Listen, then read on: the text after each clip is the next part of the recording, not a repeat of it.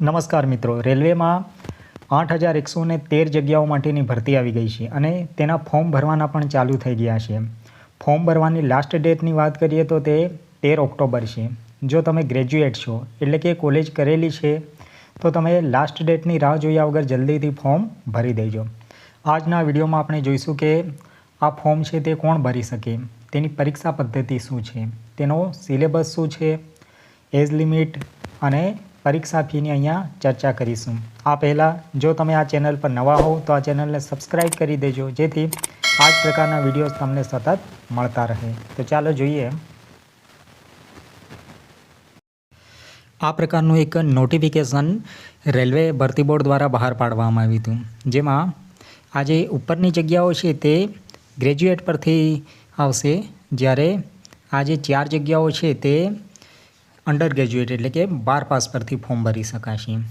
આમાં ગ્રેજ્યુએટ પરથી જે 5 જગ્યાઓ છે તેની વાત કરીએ તો ચીફ કોમર્શિયલ કમ ટિકિટ સુપરવાઇઝર છે, ત્યારબાદ station master, goods train manager, junior accountant assistant કમ ટાઈપિસ્ટ અને સિનિયર ક્લાર્ક કમ ટાઈપિસ્ટ છે.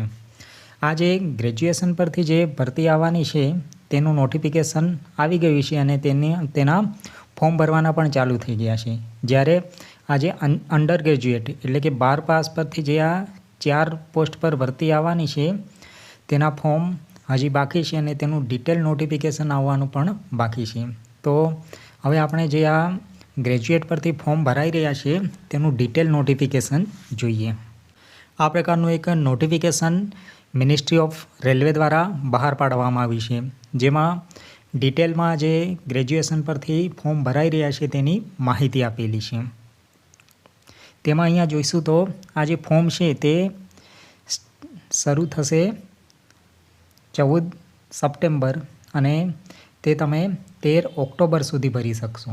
અને તેની જે ફીસ ભરવાની તારીખની વાત કરીએ તો તે 14 ઓક્ટોબર છે. અને જો આ ફોર્મ ભરતી વખતે કોઈપણ પ્રકારની ભૂલ થઈ હોય તો તેના સુધારા વધારા માટે એટલે કે કરેક્શન વિન્ડો ખોલવામાં આવશે, તે 16 ઓક્ટોબરથી 25 ઓક્ટોબર હશે. આ દરમિયાન તમારા ફોર્મમાં જે પણ ભૂલો થઈ હોય ભરતી વખતે તો તેને તમે સુધારી શકશો. હવે અહીંયા આ નોટિફિકેશનમાં જોઈએ તો અહીંયા કુલ 5 પ્રકારની પોસ્ટ છે, જેમાં ચીફ કોમર્શિયલ કમ ટિકિટ સુપરવાઇઝર, ત્યારબાદ સ્ટેશન માસ્ટર, ત્યારબાદ ગુડ્સ ટ્રેન મેનેજર, ત્યારબાદ જુનિયર એકાઉન્ટન્ટ આસિસ્ટન્ટ કમ ટાઈપિસ્ટ અને સિનિયર ક્લાર્ક કમ ટાઈપિસ્ટ. આ 5 પ્રકારની ભરતીનું નોટિફિકેશન ડિટેલમાં આવ્યું છે. ત્યારબાદ આપણે અહીંયા જોઈ શકીએ છીએ કે આ જે 5 પ્રકારની પોસ્ટ છે તેનું સેલેરીનું લેવલ કયું હશે, ત્યારબાદ મેડિકલ સ્ટાન્ડર્ડ કયું હશે અને એજ લિમિટ શું હશે, અને આ 5 પ્રકારની પોસ્ટ છે તેની કુલ કેટલી જગ્યાઓ હશે. તો સૌપ્રથમ આપણે ચીફ કોમર્શિયલ કમ ટિકિટ સુપરવાઇઝરની વાત કરીએ તો 7મા પગાર પંચ મુજબ તેનું લેવલ 6 નંબરનું હશે અને તેનું મેડિકલ સ્ટાન્ડર્ડ B2 પ્રકારનું હશે. અને તેની એજ લિમિટની વાત કરીએ તો મિનિમમ 18 વર્ષ જ્યારે મેક્સિમમ 33 વર્ષ હશે. પરંતુ આજે કોવિડના લીધે વધારાના 3 વર્ષ આપવામાં આવ્યા છે, એટલે કે મિનિમમ 18 અને મેક્સિમમ 36 વર્ષ સુધીના ફોર્મ ભરી શકશે. તેની કુલ જગ્યાઓની વાત કરીએ તો કુલ 1736 જગ્યાઓ છે. ત્યારબાદ સ્ટેશન માસ્ટરની વાત કરીએ તો તેમાં 994 જગ્યાઓ છે. ગુડ્સ ટ્રેન મેનેજરની વાત કરીએ તો તેમાં 3144 જગ્યાઓ છે. અને જુનિયર એકાઉન્ટન્ટ આસિસ્ટન્ટ કમ ટાઈપિસ્ટની વાત કરીએ તો તેમાં 1507 જગ્યાઓ છે. અને સૌથી લાસ્ટ સિનિયર ક્લાર્ક કમ ટાઈપિસ્ટની વાત કરીએ તો તેમાં 732 જગ્યાઓ છે. આમ કુલ મળીને ગ્રાન્ડ ટોટલ 8,113 જગ્યાઓના ફોર્મ ભરાશે. આમાં જે પહેલી 2 જગ્યાઓ છે સ્ટેશન માસ્ટર અને ચીફ કોમર્શિયલ ટિકિટ સુપરવાઇઝર, તેનો બેઝિક 35,400 રહેશે, એટલે કે આનો પગાર લગભગ 60,000ના આસપાસ રહેશે. અને જે બાકીની આ જે 3 પોસ્ટ છે તેનો બેઝિક 29,200 રહેશે, જેનો પગાર 50,000ની આસપાસ રહેશે.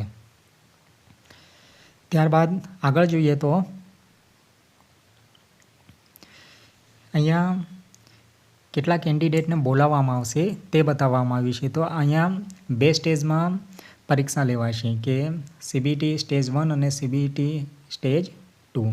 તો CBT 1માં પાસ થયા હશે તેના 15 ગણા ઉમેદવારોને CBT 2 માટે બોલાવવામાં આવશે અને તેમાંથી જે 8 ગણા ઉમેદવારોને ટાઈપિંગ ટેસ્ટ માટે બોલાવશે. અને આ જે ટાઈપિંગ ટેસ્ટ છે તે બધા પોસ્ટ માટે નથી, પરંતુ અહીંયા જે આ 2 પોસ્ટ છે જુનિયર એકાઉન્ટન્ટ આસિસ્ટન્ટ કમ ટાઈપિસ્ટ અને સિનિયર ક્લાર્ક કમ ટાઈપિસ્ટ છે. આ જે 2 પોસ્ટ હશે તેમાં ટાઈપિંગ ટેસ્ટ આપવાનો રહેશે. આ 3માં આપવાનો રહેશે નહીં. આમાં જે સ્ટેશન માસ્ટર છે તેના માટે એક અલગ આવશે સાયકોલોજી ટેસ્ટ. હવે અહીંયા એજ લિમિટની જેમ આપણે આગળ વાત કરી તેમ મિનિમમ 18 વર્ષ અને મેક્સિમમ 36 વર્ષથી વધારે હોવા જોઈએ નહીં. અહીંયા તારીખ સાથે આપેલું છે. અહીંયા કેટેગરીવાળા જે મિત્રો છે તેઓને વધારાનું એજ રિલેક્સેશન મળશે. જેમ કે OBC-વાળા મિત્રો છે નોન ક્રિમિલિયર તેઓને વધારાના 3 વર્ષ મળશે. ત્યારબાદ ST/SC-વાળા મિત્રો છે તેઓને 5 વર્ષ મળશે અને એક્સ સર્વિસમેન છે તેઓને કેટેગરી વાઇઝ 3 વર્ષ 6 વર્ષ 8 વર્ષનું એજ રિલેક્સેશન મળશે. અને PWBD-વાળા મિત્રો છે તેઓને કેટેગરી વાઇઝ અલગ અલગ 10 વર્ષ 13 વર્ષ 15 વર્ષનું એજ રિલેક્સેશન મળશે. ત્યારબાદ અહીંયા એક્ઝામિનેશનની ફીસની વાત કરીએ તો તે 500 રૂપિયા રહેશે, જેમાંથી CBT 1 આપ્યા બાદ 400 રૂપિયા ફરીથી તમારા એકાઉન્ટમાં જમા થઈ જશે. અને અહીંયા 250 રૂપિયા કોને ભરવાના રહેશે? તો PWBD, female, transgender, x servicemen અને SC/ST માઇનોરિટીવાળા મિત્રો છે એ મિત્રોને 250 રૂપિયા ફીસ રહેશે, જ્યારે બાકીના મિત્રોને 500 રૂપિયા એક્ઝામ ફી રહેશે.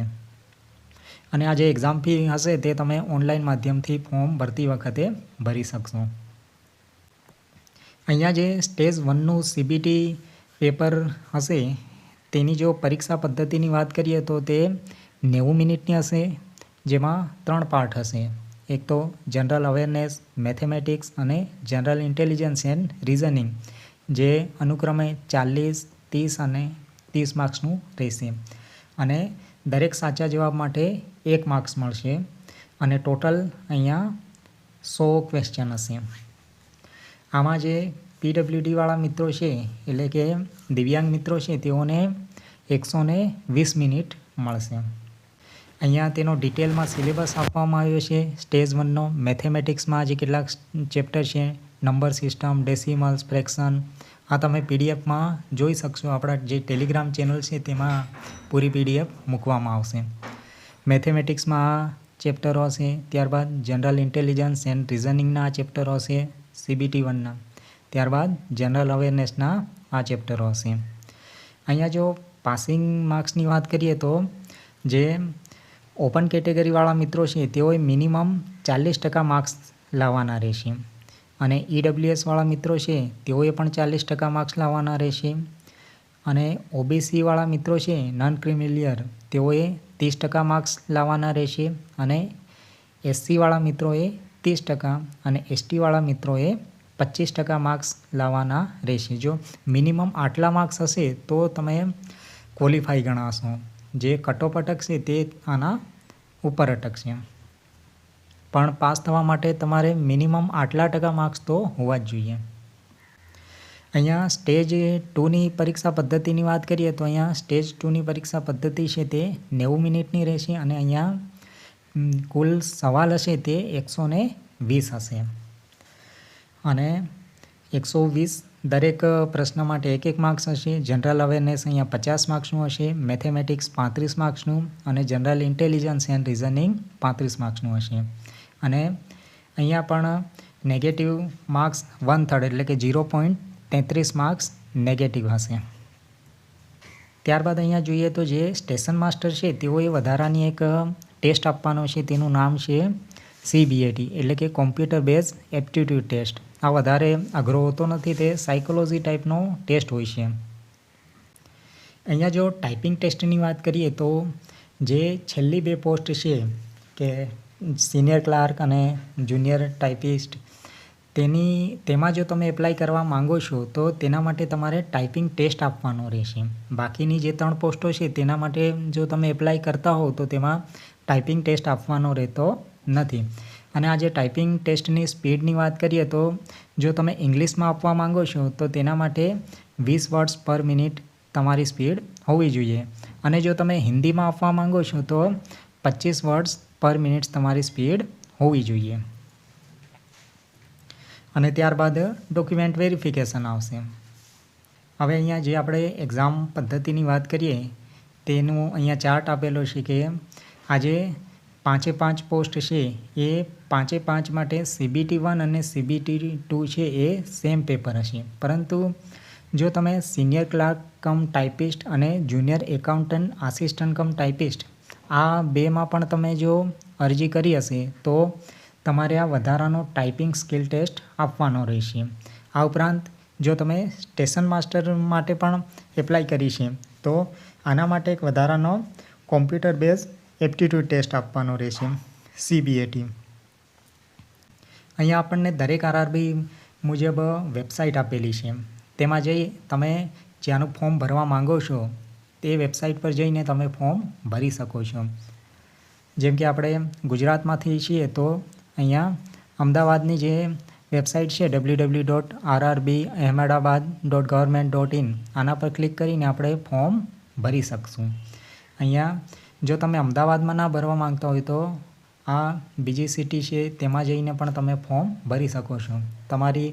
તમને એવું લાગે છે કે ક્યાં વધારે જગ્યા છે, ક્યાં કટ ઓફ ઓછું અટકશે તો ત્યાં જઈને તમે ફોર્મ ભરી શકો છો. જેમ કે આપણે આગળ જોઈશું કે અમદાવાદમાં કેટલી જગ્યાઓ છે, અજમેરમાં કેટલી જગ્યાઓ છે, પ્રયાગરાજમાં કેટલી જગ્યા છે. આ તમામ બાબતો આપણે આગળ જોઈએ છીએ. મિનિમમ એજ્યુકેશન ક્વોલિફિકેશન કહ્યું તો આ દરેક માટે મિનિમમ એજ્યુકેશન ક્વોલિફિકેશન જે ગ્રેજ્યુએશન કરેલું હોવું જોઈએ. દરેક માટે ગ્રેજ્યુએશન કમ્પલસરી છે. તમે લાસ્ટ યરમાં અભ્યાસ કરતા હો તો તમે ફોર્મ ભરી શકશો નહીં. આના માટે તમારે ગ્રેજ્યુએશન કમ્પ્લીટ કરેલું હોવું જોઈશે. અહીંયા આપણે જોઈએ કે અમદાવાદની વાત કરીએ તો અમદાવાદમાં જે ચીફ કોમર્શિયલ કમ ટિકિટ સુપરવાઇઝરની કુલ અનરિઝર્વની 61 જગ્યાઓ છે. SCની 23 જગ્યાઓ છે, STની 11 જગ્યાઓ છે, OBCની 45, EWSની 17 અને ટોટલ 157 જગ્યાઓ છે. આવી જ રીતે સ્ટેશન માસ્ટરની વાત કરીએ તો ત્યાં 71 જગ્યાઓ છે. ગુડ્સ ટ્રેન મેનેજરની વાત કરીએ તો 244 જગ્યાઓ છે. અને સિનિયર ક્લાર્ક કમ ટાઈપિસ્ટની વાત કરીએ તો 44 જગ્યાઓ છે. અને કુલ જગ્યાઓ 516 છે.